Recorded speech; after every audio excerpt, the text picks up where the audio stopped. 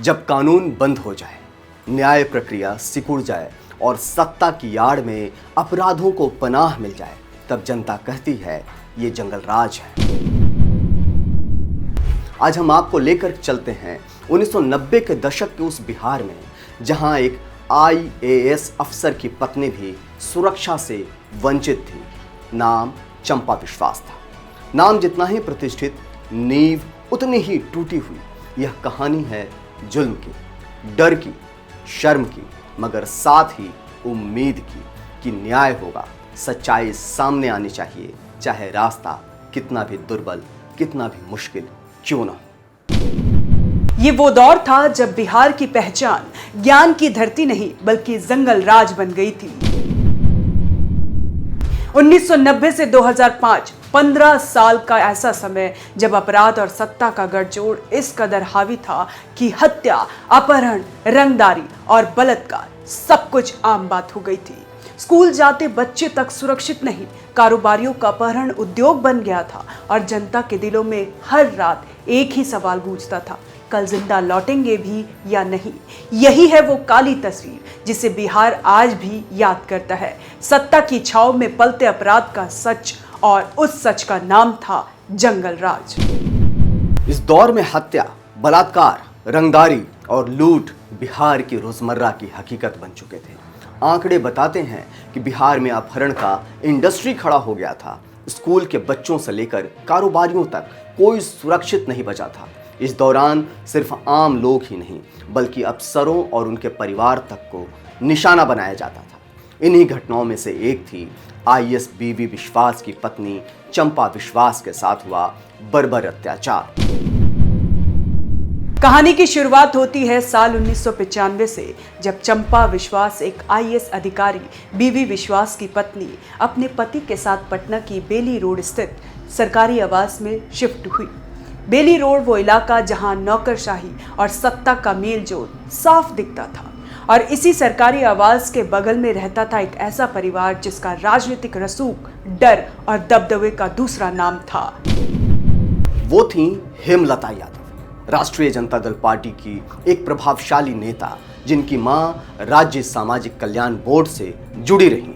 हेमलता के परिवार की पहचान सिर्फ राजनीति तक सीमित नहीं थी, बल्कि उसके पीछे खड़ा था सत्ता का सुरक्षा कवच, और इस घर का वारिस था मृत्युंजय और बाबलू यादव।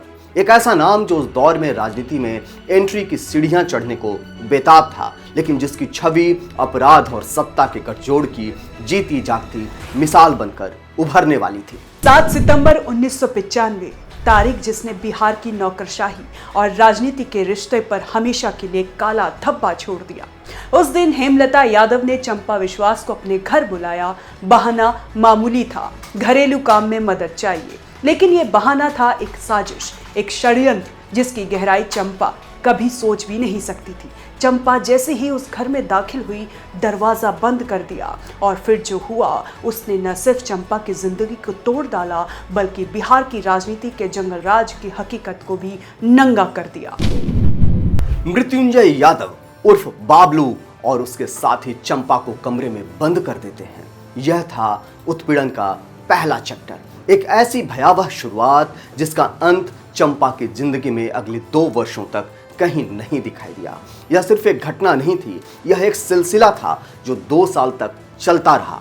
चंपा अकेली शिकार नहीं रही, उनकी माँ, उनकी भतीजी, उनकी सगी बहन, यहाँ तक कि घरेलू नौकरानी तक इस वहशीपन का शिकार बनी। कल्पना कीजिए, एक IAS अफसर की पत्नी, उसका परिवार और यहाँ तक कि घरेलू मददगार भी सत्ता और रसूख के नशे में चूर लोगों के सामने बेबस कर दिए गए। ये बर्बरता लगातार 2 साल तक जारी रही। दिन में चुप्पी, रात में चीखे, और हर गुजरते पल में टूटता भरोसा। चंपा को जबरन गर्भपात तक करवाना पड़ा और अंततः मजबूरी में नसबंदी करानी पड़ी ताकि इस भयावह चक्र का प्रमाण ना बन सके। लेकिन सवाल यही है, जब एक IAS अधिकारी का परिवार भी इस तरह की हैवानियत का शिकार हो सकता है, तो आम जनता किसके सहारे खड़ी होगी? यही था जंगल राज का सबसे डरावना सच। जब दर्द असहनीय हो जाता है तो इंसान न्याय की ओर भागता है। चंपा विश्वास और उनके पति आईएएस अधिकारी बीबी विश्वास ने भी यही किया। उन्होंने बार बार दरवाजा खटखटाया।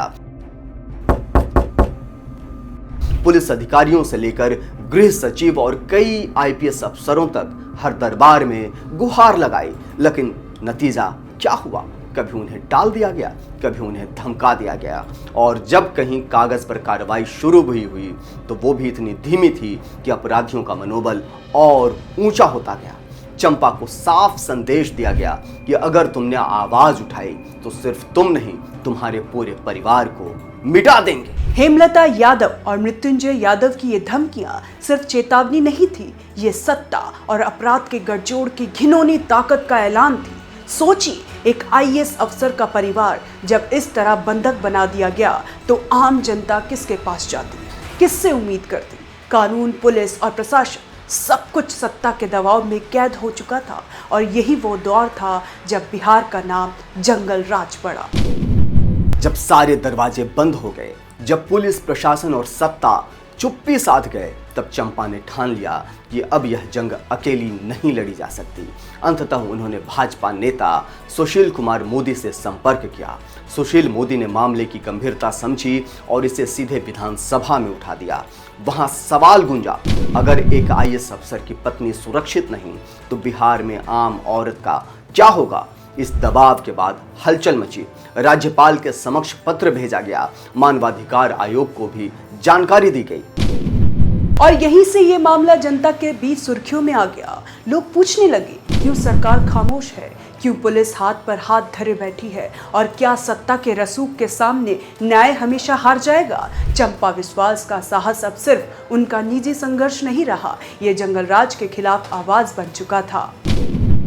लंबे संघर्ष के बाद 1997 में आखिरकार मामला दर्ज हुआ। चंपा की ओर से दिए गए बयान, डीएनए रिपोर्ट और कुछ गवाहों की गवाही, सब ने मिलकर इस केस को मजबूत किया। 5 साल की कानूनी जंग के बाद 2002 में पटना की निचली अदालत ने बड़ा फैसला सुनाया।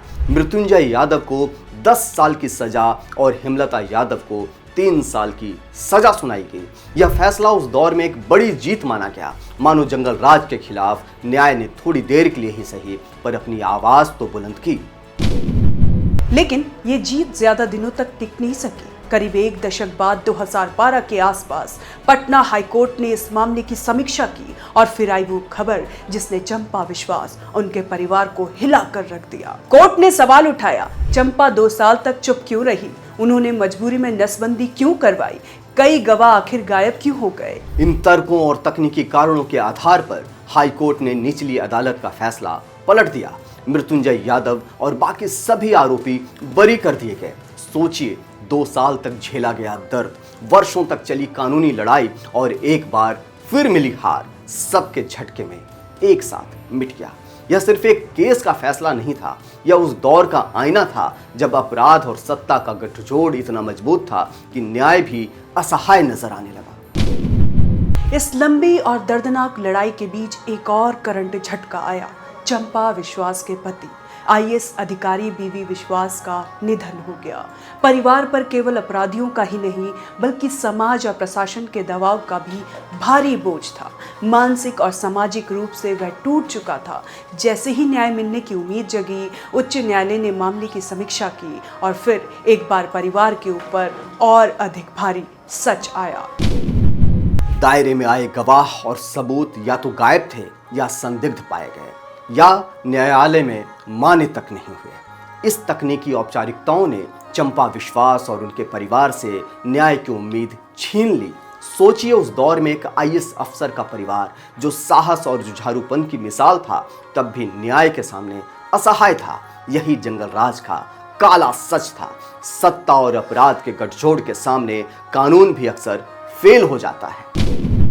लेकिन ये कहानी सिर्फ चंपा विश्वास की व्यक्तिगत त्रासदी नहीं थी, ये उस पूरे दौर की कसौटी थी जब अपराध और सत्ता एक होकर कानून और न्याय को परस्त कर देते थे। सत्ता से गठजोड़ा अपराध इतना ताकतवर था कि वह न्याय से ऊपर नजर आता था।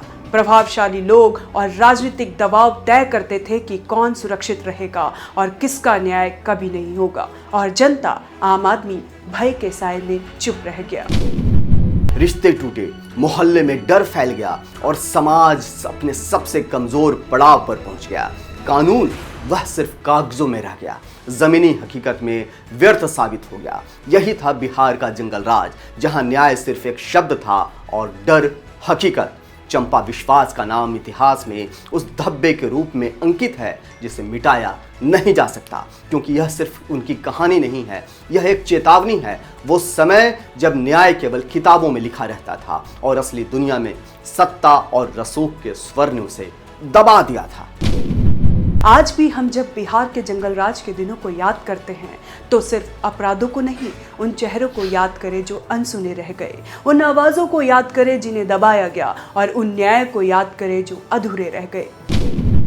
क्योंकि न्याय सिर्फ अदालतों का आदेश नहीं है, न्याय वह है जो हर आम इंसान के दिल में महसूस हो, हर आवाज को सुनने की हिम्मत दे। 1990 से 2005 तक का बिहार की राजनीति का ये वो कालखंड है जिसमें अपराधी और सत्ता का गठजोड़ का सबसे काला अध्याय नजर आया। अपराधी विधायक बने और विधायक अपराधियों की ढाल बन गए। दरअसल इसी दौर में अपराधी नेता बने और नेता अपराधियों के साथ खड़े दिखाई दिए। सत्ता की ताकत ने अपराधियों को न सिर्फ सुरक्षा दी बल्कि उन्हें राजनीति की मेन स्ट्रीम में ला खड़ा किया और उसे पहचान मिली जंगल राज। कैसा लगा ये वीडियो आप हमें जरूर बताइएगा। साथ ही अगर आपको जंगल राज के बारे में कोई भी सुझाव और कोई भी सवाल हो तो उसे कमेंट सेक्शंस में जाकर के हमारे साथ उसे शेयर कर सकते हैं। तब तक के लिए जय हिंद, जय भारत, नमस्कार।